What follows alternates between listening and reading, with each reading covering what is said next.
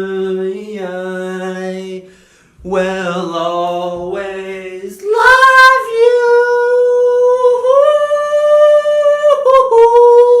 Alright, before we begin this video, I actually have a question. Do you like school? There were periods in my life where I absolutely hated school.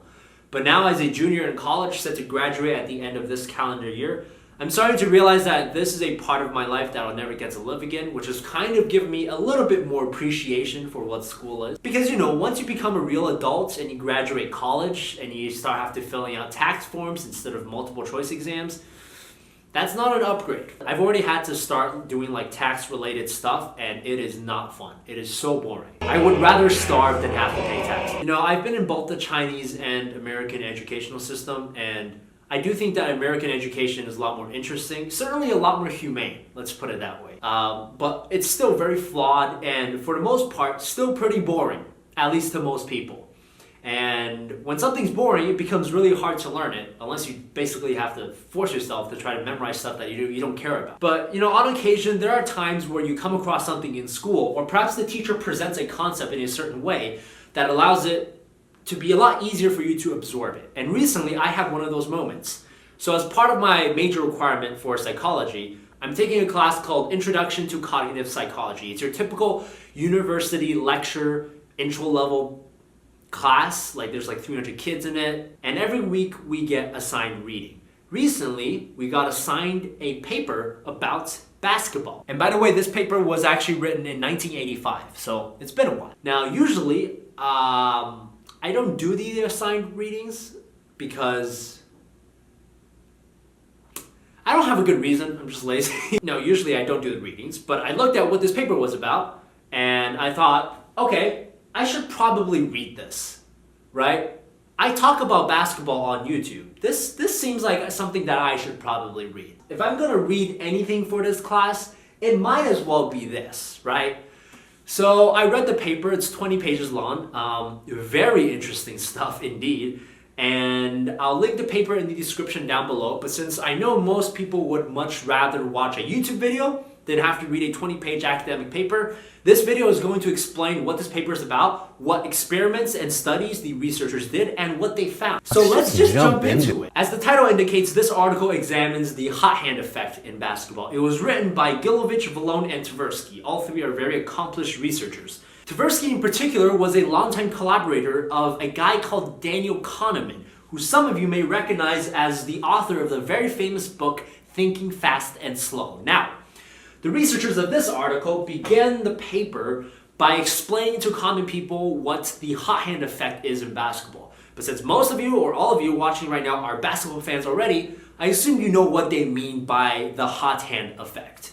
If we were to break it down a little bit, the hot hand effect implies that after making a shot or a couple of shots, a player is more likely to make their next shot as opposed to them missing their previous shot or two shots. And for most people, they believe this because, after you make a couple shots, you feel more confident, you just feel better, you feel you're in the groove, so to speak. Many of us who play pickup basketball may have even experienced this phenomenon firsthand. And this phenomenon has even been deliberately programmed into basketball video games. So the authors of this article were sincerely curious as to how many basketball fans actually believed in this idea of the hot hand effect. So they sent out a survey to basketball fans. And the survey results, they found that 91% of basketball fans believe that indeed, after making about 2 or 3 shots, a player is more likely to hit their next shot, as opposed to them missing their previous 2 or 3 shots. And I imagine that most of you would agree with that statement as well.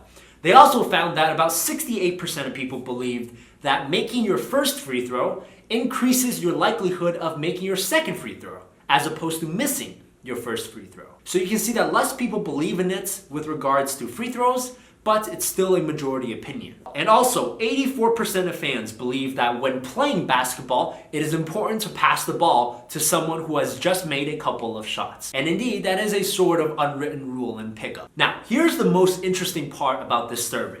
So the fans were asked to imagine a basketball player who shoots 50% from the field, which is actually pretty easy because at least in the NBA, most players actually shoot about 50% from the field. But imagine a player who shoots exactly 50% from the field, right? Now try to guess or estimate what that player's field goal percentage would be after he made his previous shot versus what his field goal percentage would be on the condition that he missed his previous shot. Now, if you believe the hot hand effect exists, you would likely estimate a higher than 50% field goal percentage for after a player makes a shot compared to a lower than 50% chance after a player misses their shot. And if you want, you can pause the video right now and do this exercise yourself. What would you estimate that difference to be if you in fact believe the hot hand effect exists? Well, if you want to know what the people in the survey thought, on average, people estimated that the field goal percentage for this 50% player would be about 61% after a make and 42% after a miss.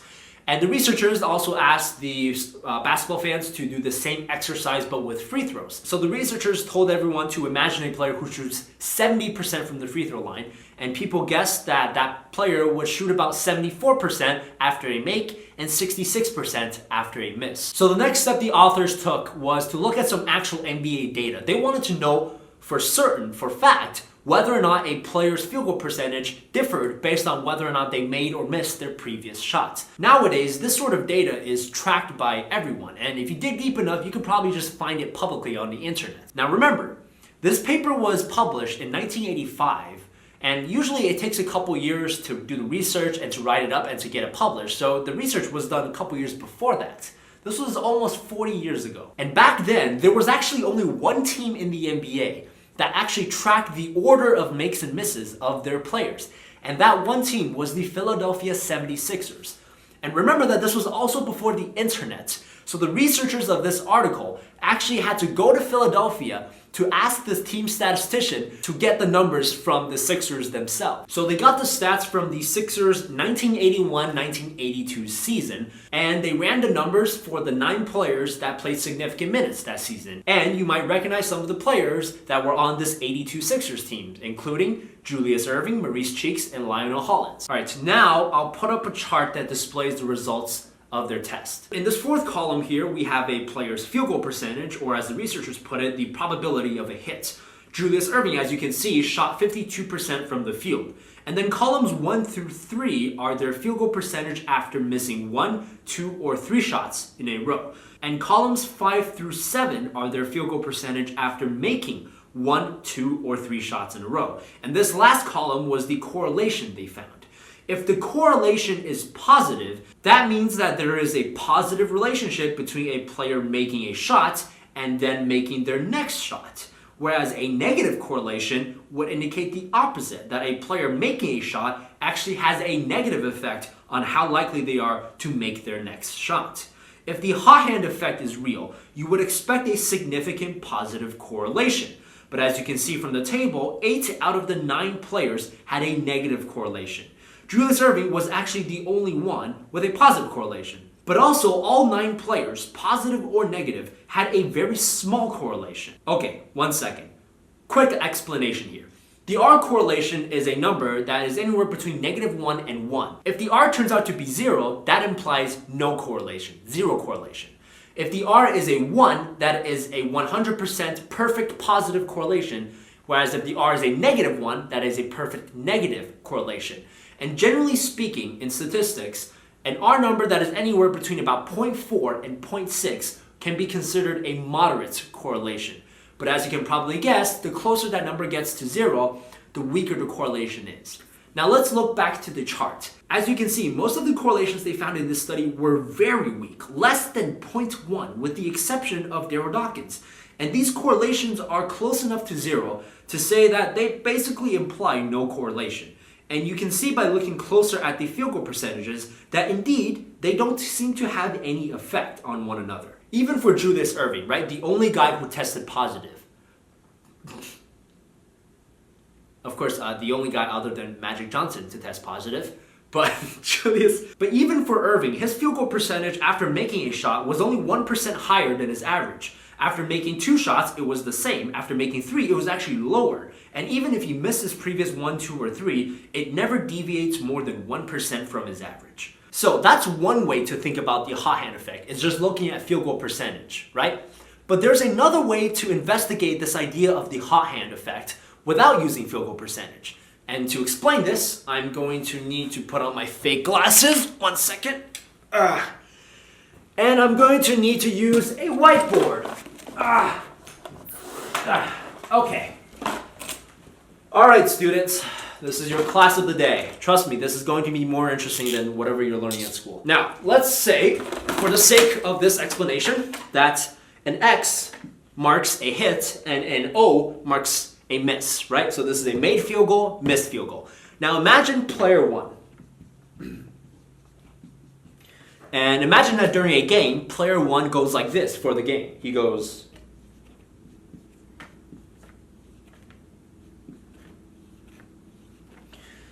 Now this is in order, so this means that player one made his first shot, he missed his second shot, he made his next two, miss, make, and ends with two misses.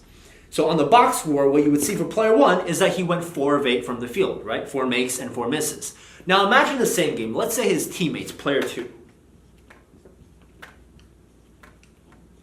And let's say player two's game goes like this.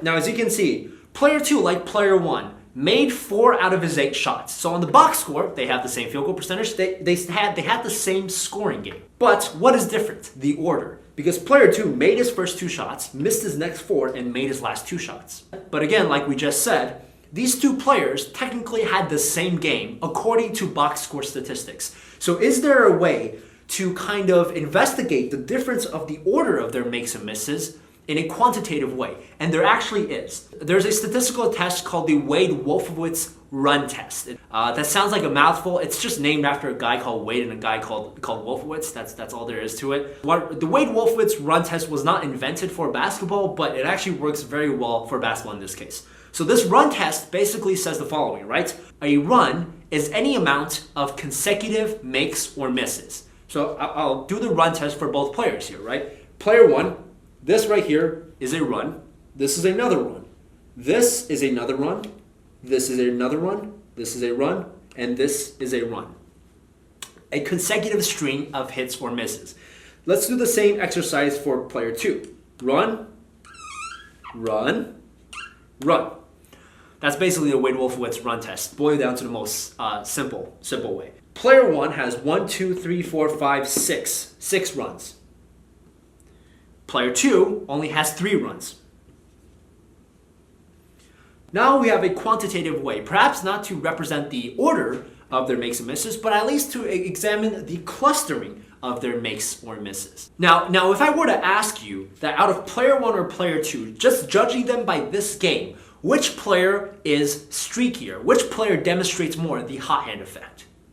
The correct answer, and I assume all of you would agree, is player two. Now what does this tell us? The fewer the amount of runs, the more clustered the makes and misses are. So the fewer the runs, technically, the streakier the player. Let's make it an analogy to flipping a coin. When you flip a coin, it can land either heads or tails. And it's a 50-50 chance, of course, assuming that it's not a weighted coin or that you didn't intentionally try to just land it a certain way. If you actually flip a coin at random, it's 50-50 either way. And we all know, rationally speaking, that every coin toss is independent of what happened in the previous coin toss, right?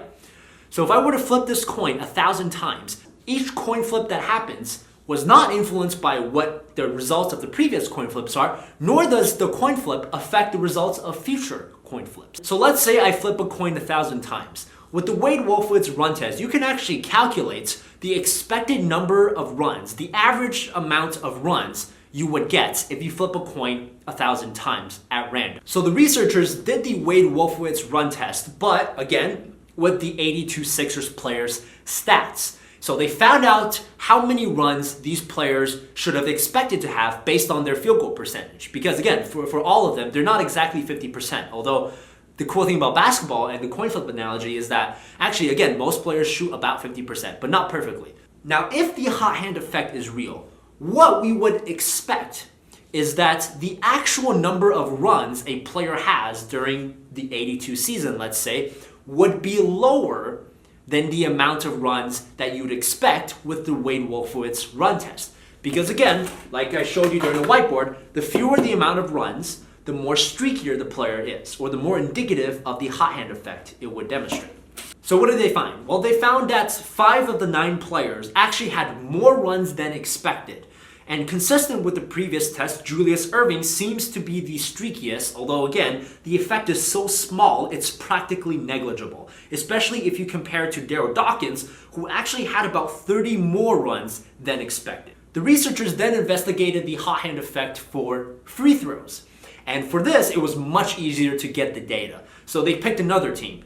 They chose the Boston Celtics. So they gathered the Celtics free throw shooting data from over the course of 2 seasons, the 81 and 82 season, and they're again testing the hypothesis of whether or not a player making or missing their first free throw has an effect on them making or missing their second free throw. Well, what they found was that 5 of the 9 players ended up with a negative correlation. One of those players is Larry Bird, who shoots 91% on his second free throw if he misses the first one, and 88% if he makes the first one.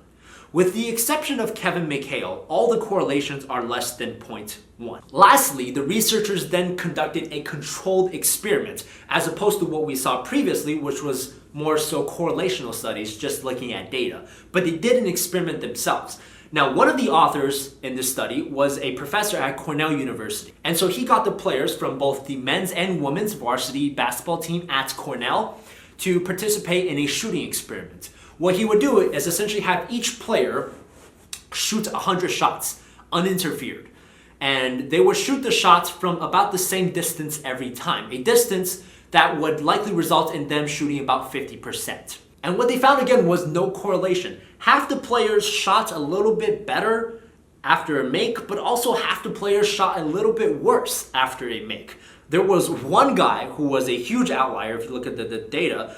This guy had a moderate correlation effect of 0.37. And you know, this guy made 54 out of 100 shots, 54%, but his shooting skyrocketed to 70% after a make and 80% after 3 makes. He's also the only one with a significant linear progression from 1 make to 3 makes. But as you can see, for the other 27 people that participated in this experiment, it was all over the place. So those were the studies and experiments that the researchers did. Now, what are we to make of the results of this experiment? Because it seems like from everything the researchers did that it's so obvious there is no such thing as the hot hand effect. But part of what makes an academic paper good is its ability to self-criticize. And so the researchers in this paper itself talk about some of the limitations of the studies they did and how there are still other factors that could potentially still point to some sort of a hot hand effect existing despite all the results that they got from their studies. Let's take the first study, for example, the study of the Sixers players'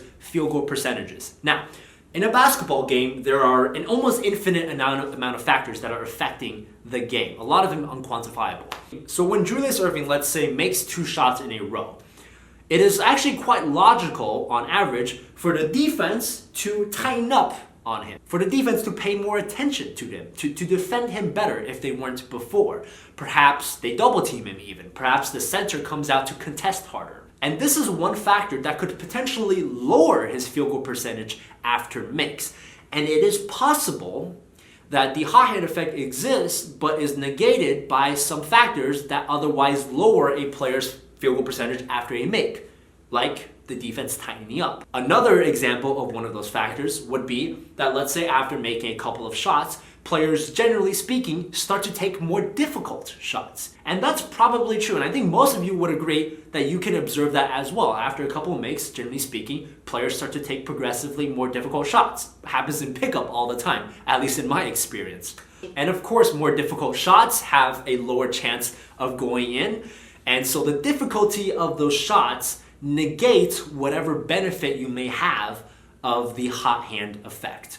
But then again, as the researchers point out, if that's all true, then what does the hot hand effect really mean? Like, is the idea of a hot hand effect some sort of a mental state that a player gets into when a player makes or misses free throws? Does it have anything to do with the physiological response or the skill of actually shooting or playing basketball? Well, if that's the case, then why did they find no effect with free throws? So why is it that there's no effect on free throws then? Because in free throw situations, there is no defense. And every free throw is the same difficulty. So the 2 factors that we just mentioned are actually negated in free throw situations, but for the free throw, they found no hot hand effect. And then we also have the experiment the researchers did with the Cornell University players. Why did they show no hot hand effect if, again, they were just shooting? There was no defense played on them, and every shot they took was from the same distance. So here's what I honestly think. I find this paper quite convincing. I don't know if I stressed this enough in the beginning of the video, but the three guys who did this research are very well respected within the realm of cognitive science. Tversky in particular, who should have been a co-recipient of the Nobel Prize in Economics, alongside his friend Daniel Kahneman, except that he died a couple years before he could receive the Nobel Prize. This is high quality research, which is why it was given to us as assigned reading by a university professor. Now, ideally, I would love to see this study replicated with modern NBA teams, because again, the research was done almost 40 years ago. Now, is there reason to believe that in the 40 years since, the NBA has changed in some way that has allowed for maybe a hot hand effect that didn't exist back then to exist nowadays? My personal belief is I don't think so. I think if you replicated this study today, you would find, again, no significant correlation. What I do think you would find would probably be more variance, just because players nowadays are shooting more threes, and threes, because of their low percentages, inherently have a higher variance in the sort of shot distribution that you might see. So if the hot hand effect doesn't exist, why do so many basketball fans believe it? Why do so many players believe it? Well, there's a lot of sports sayings and cliches like defense wins championships that just gets repeated enough by broadcasters and players to the point where they basically become facts without any sort of empirical evidence to back up those claims. Now again, the point of this paper was not about basketball. This paper was written by three cognitive scientists who wanted to use basketball as a way to analyze a particular cognitive bias. And one of the cognitive biases that they wanted to examine with this study was something called the law of small numbers. Now, some of you might be familiar with the law of large numbers. It's essentially the idea that if I repeat an experiment enough or an action enough, I'll get closer and closer to the average, right? So the more times I flip a coin, the closer I'll get to the actual probability, which is 50%. Now, the law of small numbers is a cognitive bias where people expect small sample sizes to reflect the law of large numbers. It's actually a failure to acknowledge what the law of large numbers actually means. So here's an example, right? If I were to flip a coin, let's say 4 times, and all 4 times it lands heads. Now, perhaps mostly unconsciously, people notice that. And they at least think it's a little bit strange or a little bit weird. Perhaps intuitively they think, wow, that's almost impossible. But of course, if you do the math, it's not impossible at all. It's actually a 6% chance that you'll end up with 4 heads in a row if you flip a coin 4 times. It's not a small percentage. Now, of course, that's something all of us with our rational brains can do, but a lot of our brain is irrational. So again, perhaps unconsciously or instinctively, we go, that doesn't seem right. 4 heads doesn't seem right. There seems to be something weird. Wait, are you sure that's a fair coin? Are you sure that coin isn't weighted towards heads? Are you sure you didn't flip it a weird way? Because there must be some outside factor. There must be something called the hot hand effect. Do you see where I'm going with this? The law of small numbers as a cognitive bias allows room for people to assume that there must be other factors at play, in cases where it can actually just be explained by randomness and probability. So let's translate that to a basketball setting, right? Let's say you're sitting at home and you're watching basketball and you see Donovan Mitchell. He just made 4 3-pointers in a row. And you go, 4 3-pointers in a row. That's amazing.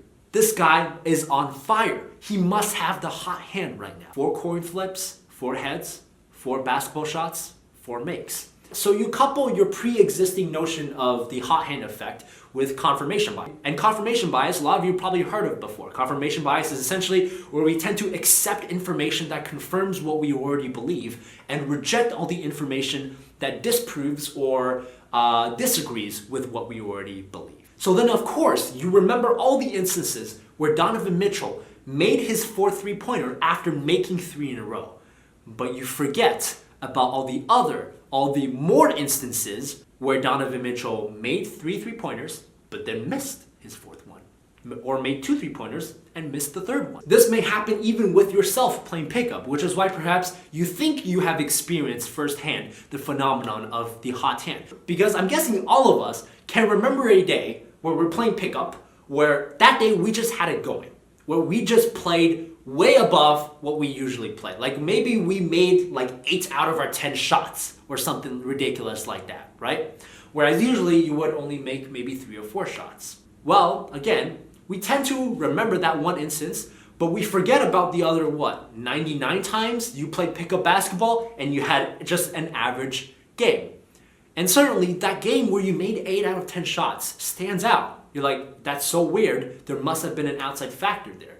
And there possibly could have been. I'm not saying there's no way there could not have been a factor at play.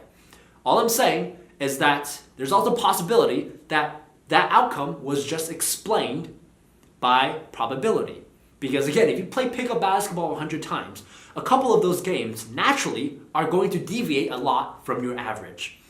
And you translate this to the NBA, where players play 30 minutes per game, let's say, 82 games a season. It's actually expected that players will end up with certain games where they just go bananas and certain games where they do horribly, because that's just natural variance. In other words, it's a natural outcome of probability and sample size. Okay, I feel like if I keep talking, this video is going to be way too long, so I'm gonna cut it right here. Thank you for watching. I hope you enjoyed the video. This was a very long video and sometimes perhaps a little bit tedious, but if you made it all the way through, give yourselves a pat on the back. Of course, I would love to hear your feedback on this video, on this topic. You can hit me up through either Twitter or Instagram. I'm going to be doing a Q&A soon on this channel, and I'll probably get the questions from Twitter. And so if you want to ask me a question, this is a good time to go on Twitter and give me a follow over. If you're not subscribed to my channel, subscribe, dude. Like, if this video doesn't convince you to subscribe, none of the other crap I make is going to convince you. So this is it, man. This is it. Right now, you choose to either subscribe. It's my Bernie Sanders impression. You choose to either subscribe or you choose to leave the 1%. All right, comrades, I gotta go do some work. I'll see you next time. Peace.